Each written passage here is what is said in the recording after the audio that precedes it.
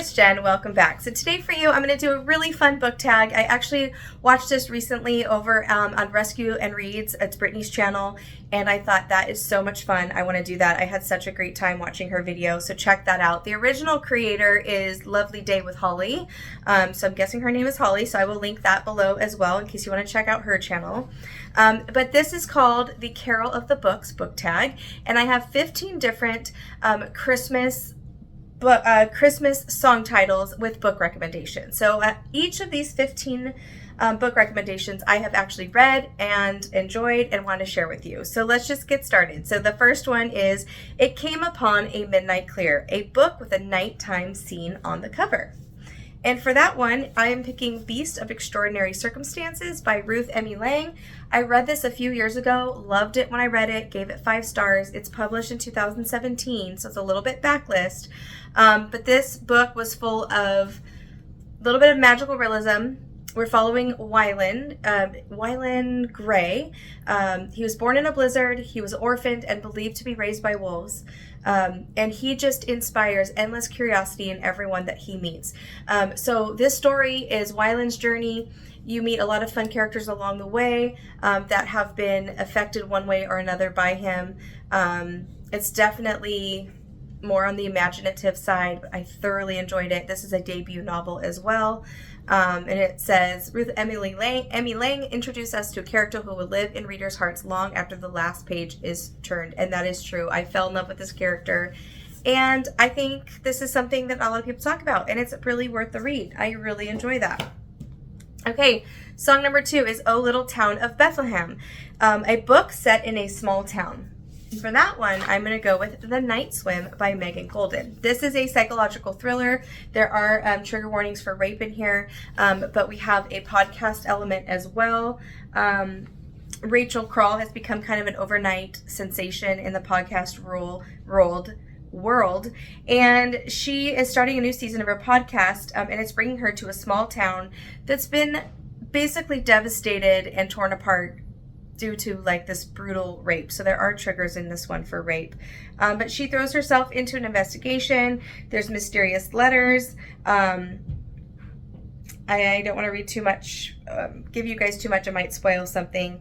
But this one had twists and turns and had me guessing, and I really enjoyed this, and I'm excited for more by this author.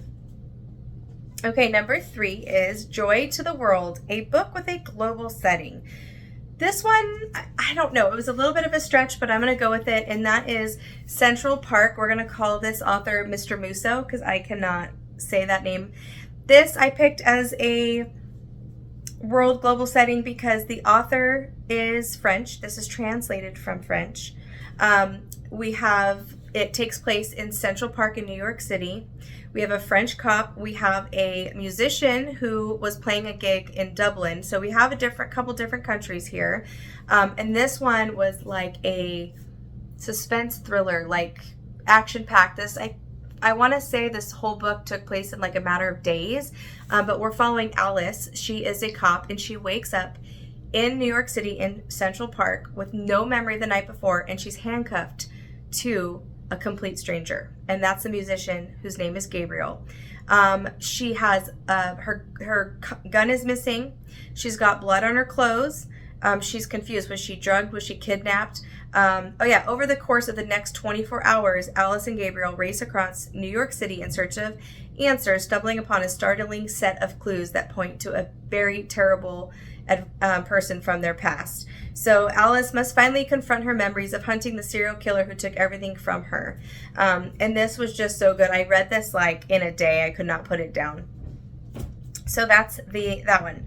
Number 4, Silent Night, an element of silence in the story. For that one, I'm going to go with Sometimes I Lie by Alice Feeney. I love Alice Feeney. I gave this book, I can't remember if I gave it 4 or 5 stars, but this one has silence in it because she is in a coma. We have Amber Reynolds. She's in a coma, and she wakes up in the hospital, but she can't speak, and she can hear her sister and her husband conversing all around her. She doesn't know how she ended up in the coma. There's lies, there's secrets, and this was so good. It was a very unique take to hear like watch the story unfold around someone that can only hear and not speak. So that was a really unique book, and I really enjoyed it. Number 5, I Saw Mommy Kissing Santa Claus. Main characters that are married. I'm going to go with one of my favorite Colleen Hoovers, All Your Perfects. This is a married couple. This made me cry. This couple is suffering with infertility issues, so that's a trigger for that one. But this was so emotional, had so much depth. I love their romance. I loved that you got flashbacks from their present day relationship, flashbacks from their relationship before, and I appreciate that it was a married couple. You don't get a lot of romances with married couples in there, so that's that one. Away in a Manger, a town set on a farm or including a farm animal. This is one of my favorite Abby Jimenez books, and there's a baby goat in here, so we're going with Part of Your World by Abby Jimenez. She is a big city doctor. He is more of a small town kind of guy. He's a carpenter. He has a small, I don't know if it's actually a farm, but there's a baby goat in there, but he lives in a small town, and you watch their romance develop and unfold, and you watch how different their lives are and how it's complicated to make things work because we have two people that love each other from completely different worlds. And it was so good. 5 stars. One of my favorite Abby Jimenez. I already said that. All right, number 7, I'll Be Home for Christmas, a character trying to get home. This is another book that I don't hear too much about. It's The Child Finder by Rene Denefeld. I really like Rene Denfeld's writing. It's a little bit more on the lyrical side, a little more contemporary, but beautiful, beautiful writing. In this one, we're following Naomi. She's a private investigator, and parents hire her because she's known as the Child Finder. We have 3 years ago, Madison Culver disappeared when her family was choosing a Christmas tree in Oregon's National Forest.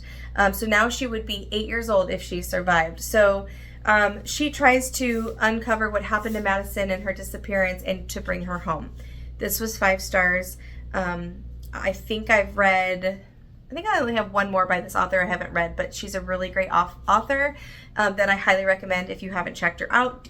She's great. She's really great. Yeah, I don't want to say anything more, but this was really good. Okay, sorry, moving on. All right, We Three Kings, a trio of main characters.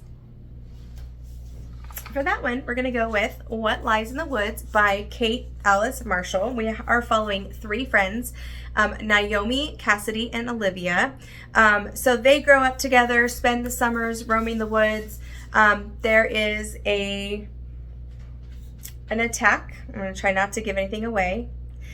There's an attack, but one of the girls survives, and they put away a serial killer, and then it turns out they were lying. And so one of them goes back home when another one of the friend group goes missing in the future. And so you're getting 2 time periods here. And I was pleasantly surprised by this. Not a lot of people, I think there's some people that are kind of like, it was okay. But for me, it just worked. I really enjoyed the friendship, and I enjoyed the mystery, and I thought it was really well done. And I recommend it. All right, what's the next one? 12 Days of Christmas, 12 letters in the title. This one took me quite a bit of time to get one. It was like 11 letters, 14 letters. I was like, oh my gosh. But we're going to go with The Lost Queen by Signe Pipe. This takes place it's really, really old. Oh gosh, like 800, like year 800 or something like that. This is a fun magical fantasy story. It's compared to Outlander and the Mist of Avalon. This is a debut, and we're following 6th century Scotland, and we're introduced to the forgotten queen of this time period and her twin sister, and the twin sister of the man who inspired the legend of Merlin. So what I appreciate about this book is first of all, it has a map, which I love.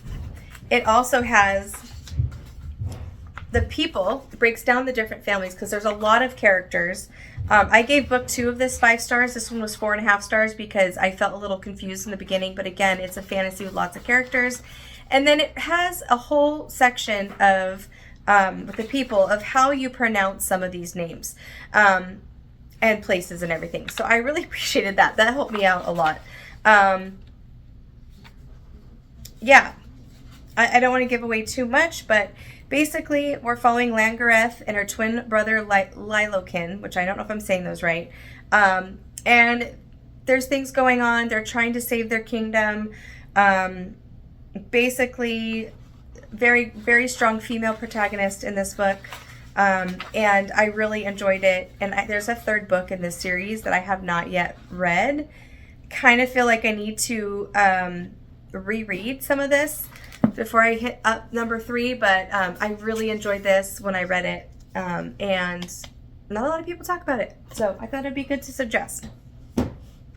Okay, in the bleak midwinter, which I've never heard of that song, but that's what this says. A book set in wintertime or snow. I'm going to go with Near the Bone by Christina Henry. This one's actually kind of a horror story. We're following Maddie. She's a woman trapped in a mountain. She attempts to survive more than one kind of monster in a dread-inducing horror novel from the national best-selling author Christina Henry.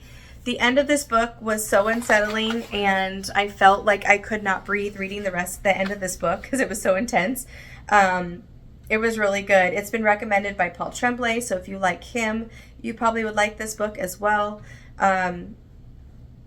She starts hearing things in the night. There's these 3 strange people that show up, and there's a creature in the woods. It was very unsettling. It was very good. I really enjoyed that. Very cold, isolated atmosphere, too, on that one. Okay, number 11, Blue Christmas, an all-blue cover.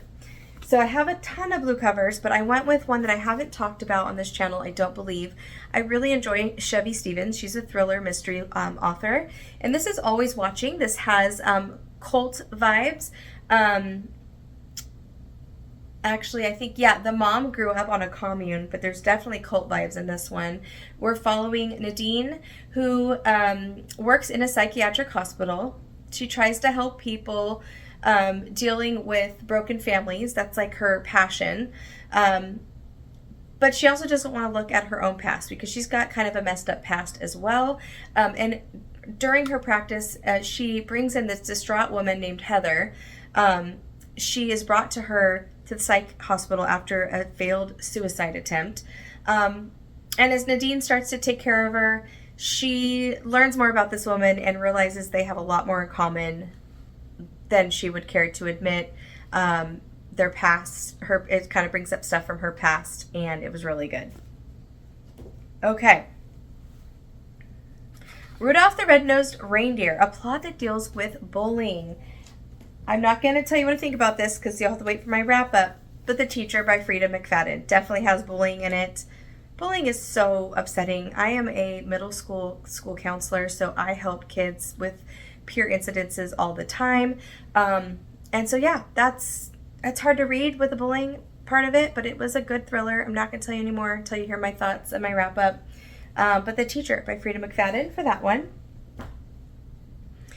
All right, Hark the Herald Angels Sing, a portrayal of the spiritual world. And for that, I'm going to go with one of my favorite 5-star reads. I really love Adrienne Young, you guys. This is Spells for Forgetting. This definitely deals with magic and spirit, the spiritual realm.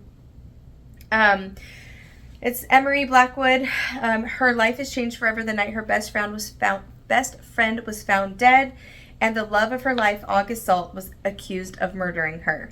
So we have an unsolved mystery. We have second chance love in here.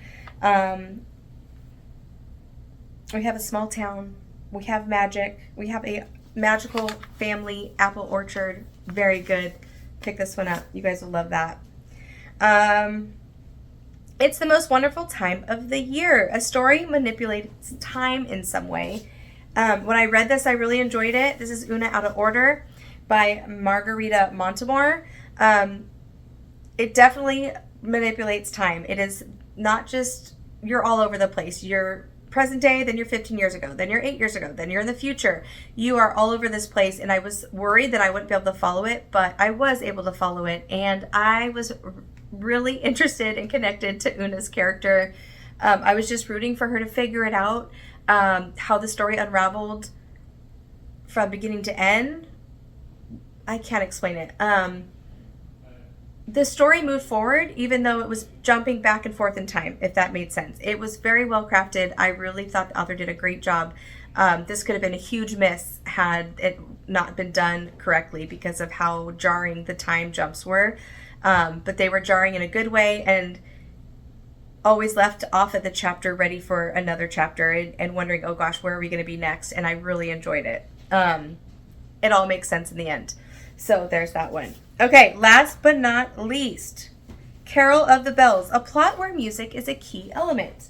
I actually listened to this one on audio and loved it so much that I bought it to have on my shelves.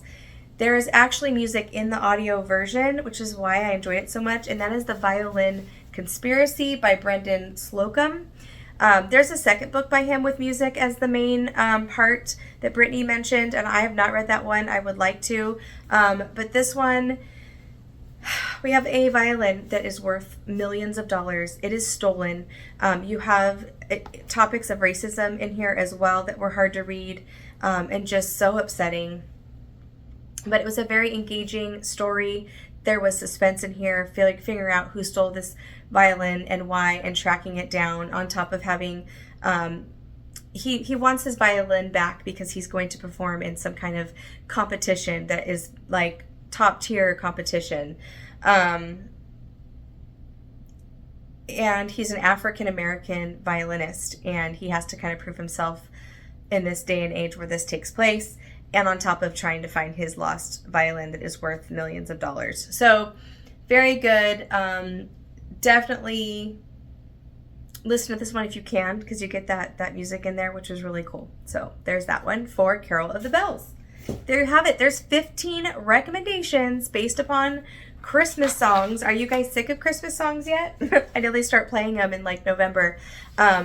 But yeah, I love putting on some Christmas songs and doing some baking or cleaning my house over the holidays, and it just lifts your spirits. And hopefully some of these books will also lift your spirits. You'll pick them up and enjoy them. So that's all I have for you today. I will see you in my next video. Happy reading. Bye.